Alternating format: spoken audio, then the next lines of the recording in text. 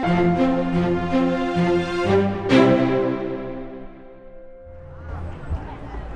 we're back with our talk at the Veggie Fest with Ajili Hodari, who's a former athlete as well as a practicing attorney. Welcome, Ajili. Thank you. Ajili, tell me, so meditation, does it support people in their human relations throughout the day and whatever they run into in the workplace? It certainly does. One of the reasons why it supports people in that manner is because when you meditate, it sort of puts your physical body, your mental self, and your spiritual self in a very calm state. So you're not rattled by things that may happen during the course of the day.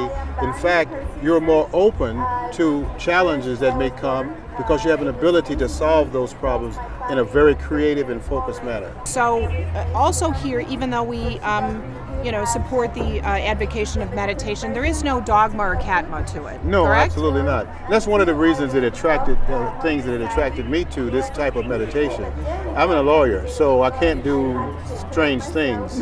But meditation is practical, it's scientific. So it allows me to professionally do what I do, from a family standpoint, do what I have to do to have a family and raise children and do these types of things. But at the same time, as a science, be able to meditate, and it basically is an augment to regular life. It supports regular life in terms of the practical life of the day, and it also then can improve your practical life because it helps you focus, it helps you be more creative, and it gets you that, what we were talking about earlier, that sort of spiritualness that comes out and exudes itself from meditating.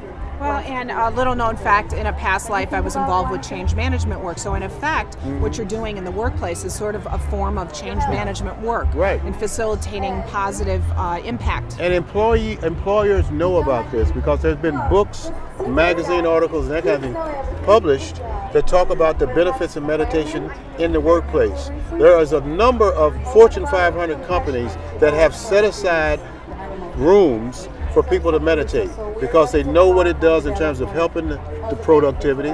They know what it does to help to solve problems, and more importantly, they know what it does as it relates to the employee's health. Because when they're meditating, they're not secreting cortisol, which means they're not stressed, and that means they're more likely to be at work than at home dealing with the chronic diseases that follow stress. Let's quickly talk about your athletic background, because I think a lot of folks who are interested in becoming a little bit more athletic or athletes themselves, right. And there's such a push to promote protein and right. getting pumped up with eating meat.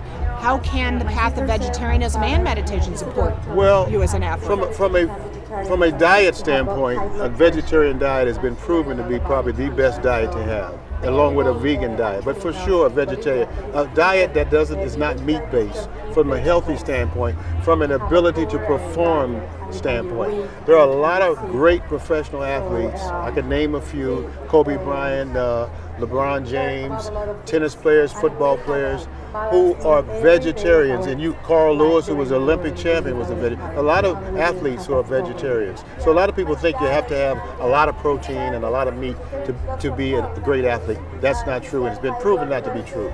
Now, the thing about meditation in athletes is that athletics is about focus. You have to focus on the task at hand, whether it's a team sport or whether it's an individual sport. And a lot of athletes pre-performance will go into a meditation. And some of these, I'm talking about world-class athletes that practice meditation as part of prepping for their performance. The former coach of the Bulls, Phil Jackson. Michael Jordan. Yes, the Zen Master, they call the it. Zen Master, Zen yes. Master. 6 world titles yes, with the Zen that Master. speaks for itself. Plus 5 in Los Angeles with the Lakers. Yeah, 11 with the Zen Master. There you go. Yes. Ajili, Proof enough positive. Said, right? Yes. Proof positive. Proof positive. Yeah. Thank you, Ajili, for traveling across the country from Seattle, your home turf where I used to live, oh, cool. and being with us. Well, I appreciate you having me. We appreciate your All right. contribution. Thank you very much. Very appreciate much it. so. All right. Thank you.